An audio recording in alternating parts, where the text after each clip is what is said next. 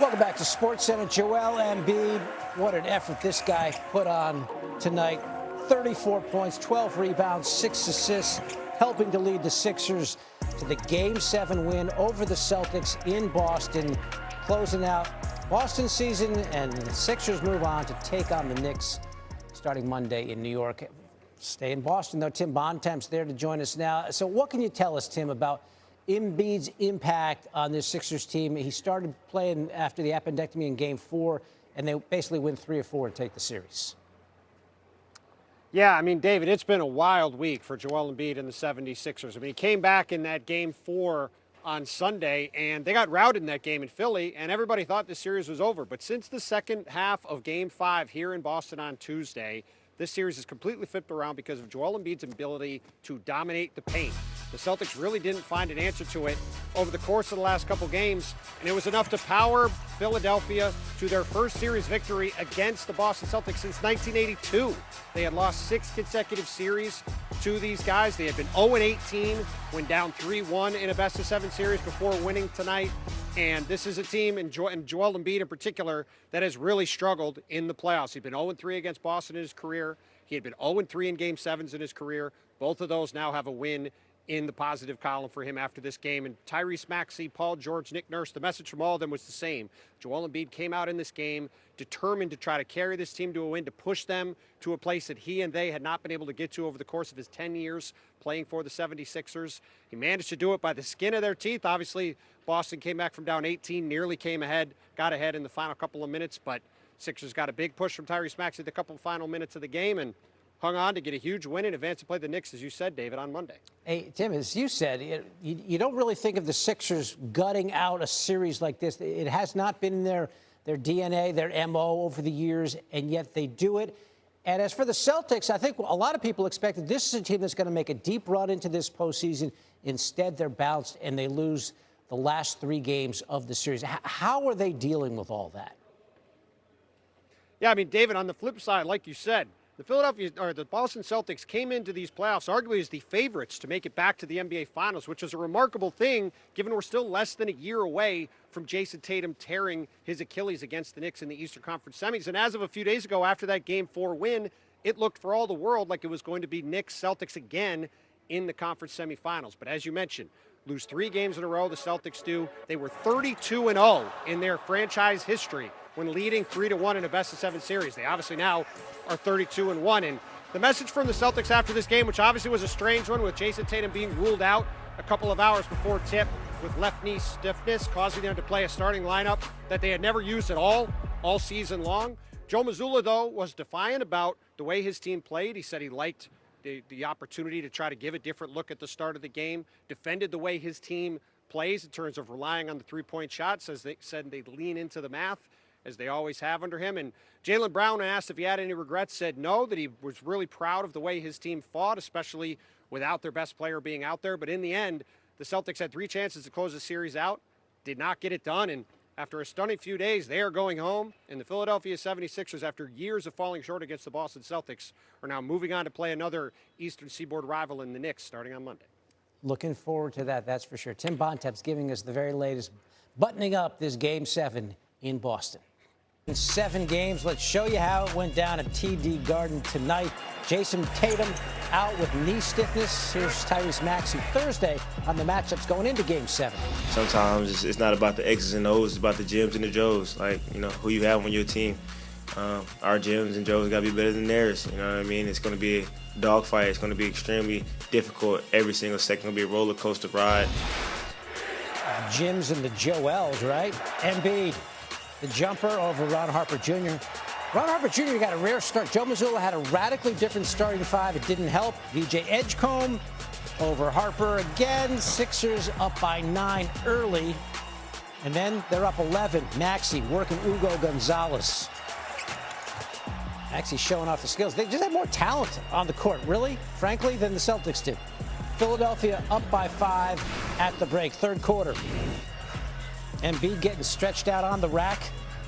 Paul George on his 36th birthday. The tough, contested 3. Philly up by 13. And then Embiid feeling all stretched out. Easy triple. He had 34. Sixers up 4. They're up 1. 2 minutes to go. Maxey beating the Mias Keita. So the Sixers go up by 3, and then Maxey one more time. The Sixers, Joes, outperformed the Celtics, Jims. Maxey had 30. Sixers win. Nuance Sports Center. Let's hear from that guy, Maxey, at the mic. Yeah, it took a lot, man. It took a lot. It took all of us, the entire team, playing the right way, defending, competing, and we did a good job of that. Tyrese, can you take us through those 2 buckets you had late in the game that helped sort of get you guys over the hump, and just what you were seeing and how it felt in a game of this magnitude on the road against a crowd like that? Right. I just really wanted the ball. I just wanted the ball. Like, early in the fourth, we went to Joel, and I just felt like it was time to make a play. I hadn't really gotten to the game in the fourth really, and I knew I would need to step up and make plays down the stretch for us to win the game. So it just happened that way. Tyrese, are you guys aware of the historical context of what you guys accomplished tonight? All of it, no, not really. I know a little bit. I think it's the first time the Sixers came back from 3-1, and I think it's the 14th time or something like that. That's pretty much all I know. It's the first time you guys beat the Celtics in a series since 1982. Since 1982. Yeah, I think that was before I was born. What do you think of that? Just overall. Yeah, it's good. That's good. We had a chance to beat them, 3 years ago now. Didn't do it, and then, we came in and we got it done this time. What about on a personal level for Joel? What's your sense of what the series and this win means to him? Not just with what he's gone through kind of the past few years, but Game 7 against Atlanta, Game 7 against Toronto, to finally kind of really help lead a team to a victory like this. It was amazing. It was amazing, man. I think he was determined. And he got us going in multiple aspects of the game. His defense was really good. He scored the ball well, and he was just really good, man. It was good to see him out there, and he was having, he was having a blast, man. He was having fun with it, and that's what really matters. So. I feel like you really set the tone with his passing in the first quarter. I mean, he had, I think, 5 assists and really kind of got the ball moving, and it seemed like it kept moving all game.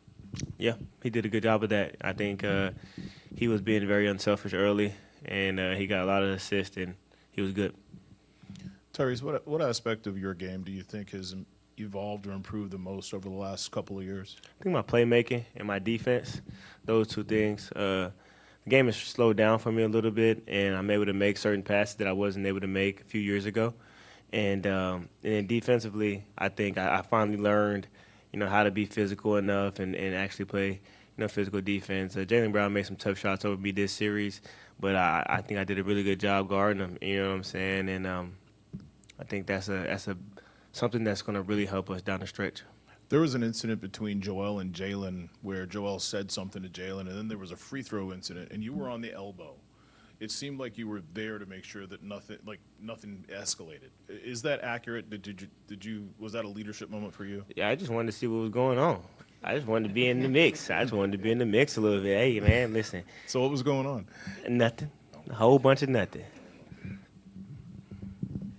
Tyrese, obviously, you're going to move on to round 2. You're going to face the New York Knicks, and I mean, when you remember that series from 2024, is this kind of like you view it now, kind of like what Boston, you now view an opportunity to kind of get back a little bit?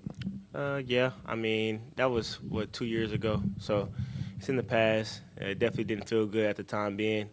It was a very competitive series. I think we ended up losing 4-2, but the margin was like -1 or something like that. It was really close, so.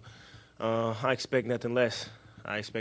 Man. Actually more. That was the first round matchup. This is the second round matchup. So I think both teams are going to come out there and be extremely competitive. It's going to be a dogfight. It's going to be a chess match, and I'm just ready to get started. Tyrese, you played 45 minutes tonight. Obviously led the league in minutes during the regular season. Just physically and mentally for you, what kind of pulls you through those final minutes in a situation where many people would be very, very tired? Yeah, I work extremely hard, man, in the summer. I work extremely hard in the summer, in the off season, and I've worked extremely hard on my body. Shout out to Al Reeser. He's been on me my rookie year, and he's here and he helps me a lot, and helps me recovery. He helps me with the weight room. The weight room is probably the biggest thing. I mean, I lift after pretty much every game, 4 or 5 times a week during the summer.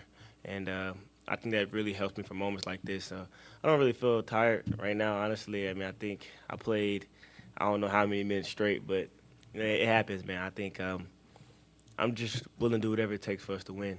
And I'm a competitor. I'm going to compete at the highest level any given night. I feel like we're a broken record talking about BJ and stepping up in these big moments, Yeah. but just what was kind of your message to him today going into a Game 7 for the first time, and just what do you feel like he did the best today, you know, in another big moment his first season? He got up 11 threes, so let's just start with that. That's somebody who's shooting the ball with confidence. After he didn't really shoot the ball great this entire series, to come into Game 7 and shoot 11 threes, he shot the ball every time he was open. That's like, that's special. Because people get gun shy and they stop shooting. He didn't stop shooting. He even shot some in the fourth quarter. I was like, whew, okay, cool. Pull up 3. Good shot.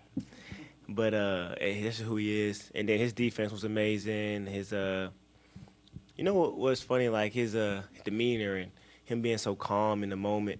That was big time too. And we appreciate him. I'm glad he's on our team. Tyrese, you make a conscious effort to get everyone else involved at the beginning of games. But tonight, you know, Jason was out. You kind of had a wounded Tiger you're going up against. Do you guys want to come out and give them no confidence the way you started the game? Yeah, we wanted to kind of just jump on them early. I mean, once we found out that JT was out, honestly, we felt like the game was going to be even harder. We knew that they were going to come out there and play free, open-minded. Like, D. White shot the ball 26 times. They shot 16 threes. He wasn't even thinking about anything, you know what I'm saying? And, you know, some of those were going to go in, and they did. And we knew it was going to be difficult. We didn't think it was as soon as I found out, I told Joel, like, it's not going to get easier. It's going to definitely be harder. And we did a good job of weathering storms, man. A couple of times we just weathered the storm and just kind of fought through adversity. And that was big time of us. Coming in. All right, let's take a look at the numbers that Maxey and Embiid put up. 34, 12, and 6 for Joel Embiid, 30, 11, and 7 for Tyrese Maxey, each guy with just 1 turnover. They're the first duo in NBA history to have 30, 10, and 5